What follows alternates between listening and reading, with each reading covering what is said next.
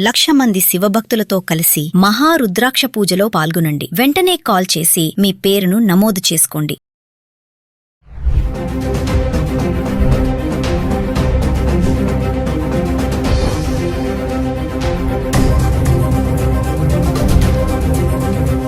Hello viewers, welcome back to Suman TV. ప్రస్తుతం మనతో పాటు ఉన్నారు the great grandson freedom fighter Kanneganti Hanumantha Rao, PhD in American studies.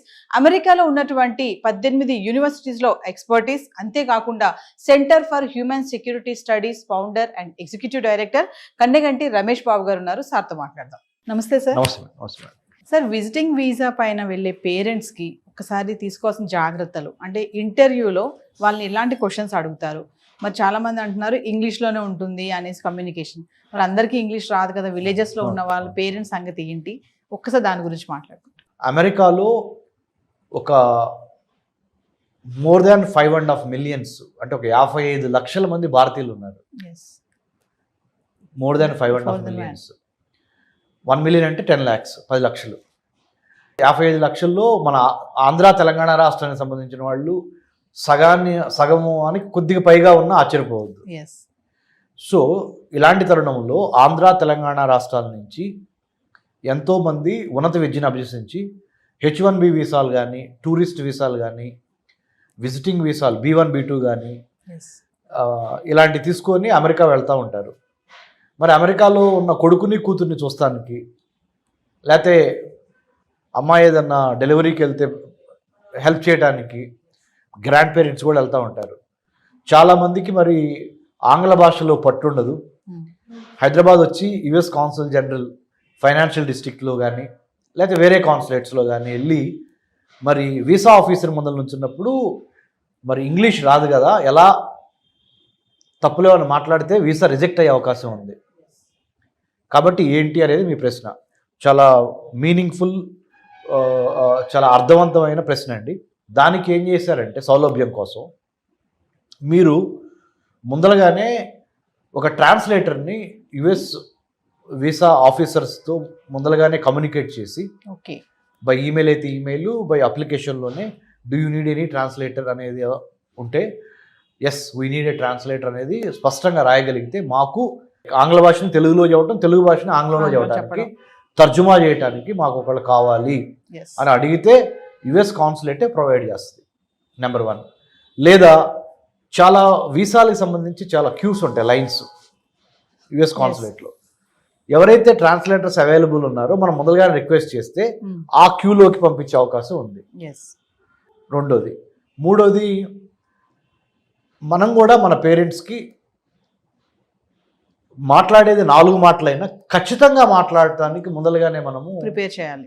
మానసికంగా మన తల్లిదండ్రులను కానీ మన బంధువుల్ని కానీ ఎవరైతే అమెరికా వద్దాం అనుకుంటున్నారో మనకు హెల్ప్ చేయడానికి వాళ్ళని ముందలుగానే మానసికంగా సంసిద్ధం చేయాలి. ఎలా అంటే, ఎక్కడికి వెళ్తున్నావు? నేను పలానా మా అమ్మాయి దగ్గరికి లేకపోతే మా అబ్బాయి దగ్గరికి వెళ్తున్నాను. ఎన్నాళ్ళు ఉంటారు? ఎగ్జాంపుల్ 2025 జూన్ 1 నుంచి 2025 జూన్ 23 వరకు ఎగ్జాక్ట్ ఇన్ఫర్మేషన్ ఇవ్వాలి. ముఖ్యంగా ట్రంప్ ప్రెసిడెంట్ అయిన ఈ నేపథ్యంలో అమెరికాలో homeland security, department of homeland security 1000 కళ్ళతో ఎక్కువ మందికి వీసాలు ఇద్దాము అని చూస్తాం పోయి ఎంతమందికి వీసాలు తిరస్కరిద్దాము అనే ఒక యాటిట్యూడ్ ఉన్న ఈ రోజుల్లో, అంటే ఇప్పుడు ప్రస్తుతానికి ఉన్న పరిస్థితులు మారుతాయి కానీ ప్రస్తుతానికి ఉన్న పరిస్థితుల్లో ఖచ్చితంగా నిజాయితీగా, నిబ్బరంగా, ధైర్యంగా సమాధానం చెప్పటం రావాలి. భాష ఏమైనా పర్లేదు. అంటే ట్రాన్స్లేటర్ ఉంటారు, అయినప్పటికీ చెప్పాల్సింది ఏంటంటే పలానా తారీఖు నుంచి పలానా తారీఖు మేము అక్కడ ఉంటాము, ఎందుకు వెళ్తున్నారు అన్నప్పుడు ఏదైతే బలమైన కారణం ఉందో ఆ కారణాన్ని కరెక్ట్గా నిక్కచ్చిగా చెప్పటము.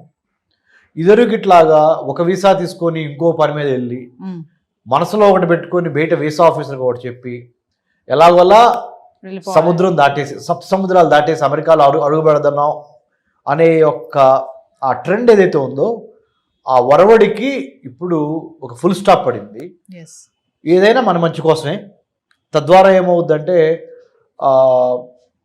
ఇప్పుడు ఏమవుతుందంటే నవీన్ గారు 10 మందికి నిజంగా జెన్యూన్ రీజన్స్ ఉన్నా ఒకళ్ళు తప్పు చేయటం వలన మిగతా 9 మందికి ఆ అవకాశాలు దెబ్బతినిపోతాయి. ఎస్, ఇది కరెక్ట్. దయచేసి మనం కూడా బాధ్యతతో మెలగాలి, ఉన్నది ఉన్నట్టుగా చెప్పాలి, మన దేశ పరువు ప్రతిష్టని ప్లస్ మన కుటుంబ పరువు ప్రతిష్టని కాపాడుకోవాలి, అబద్ధాలు చెప్పొద్దు అనే దాని మీద మానసికంగా మీరు సంసిద్ధులై వెళ్ళండి. తద్వారా దేశానికి పేరు తెచ్చిన వాళ్ళు అవుతారు, మన రాష్ట్రానికి, మీ ఊరికి, మీ కుటుంబానికి పేరు తెచ్చిన వాళ్ళు అవుతారు. అంటే ఇప్పుడు ఉన్నటువంటి పరిస్థితిలో వీసాస్ అన్ని కూడా కొంచెం స్ట్రిక్ట్ అయిపోయాయని అనుకో. చాలా స్ట్రిక్ట్ అయింది, కొద్దిగా కదండి, చాలా స్ట్రిక్ట్ అయినాయి. ప్రేక్షకులకి నేను చెప్పేది ఏంటంటే, ఎవరైతే చూస్తున్నారో ఈ ప్రోగ్రాము, ట్రంప్ ప్రవేశపెట్టిన స్ట్రిక్ట్ పాలసీస్ ఏవైతే ఉన్నాయో ఇప్పుడు, ఏది ఇమిగ్రేషన్ కానీ, హైర్ ఎడ్యుకేషన్ కానీ, H1B వీసాలు, లేకపోతే జాబ్స్ గురించి కానీ, ఇవి అమెరికా మిత్రపక్షాలతో పాటు ఆర్థికంగా ఎదుగుతున్న మిగతా చాలా countries, UK, Australia, Japan, South Korea, Canada, France, Germany, ఇలా ఇటలీ, ఈ చాలా దేశాలు ఈ విధానాన్ని ప్రవేశపెట్టబోతున్నాయి. లోకలైజేషన్, ఫస్ట్ లోకల్స్కి, స్థానికులకి ఎక్కువ విద్యా, వైద్యం, ఆరోగ్యం, ఉపాధిలో ఎక్కువ స్థానికులకు అవకాశం ఇచ్చి, వేరే దేశాల నుంచి వచ్చి అమెరికాలో స్థిరపడిన వాళ్ళకి సెకండ్ ప్లేసు, థర్డ్ ప్లేసు, 2వ ప్లేసు, 3వ ప్లేసు ఇవ్వాలనేది అఫీషియల్గా అన్డిక్లేర్డ్, అంటే అసలు డిక్లేర్ చేయకుండానే డిక్లేర్ చేయబడిన పాలసీ విధానం అయిపోయింది.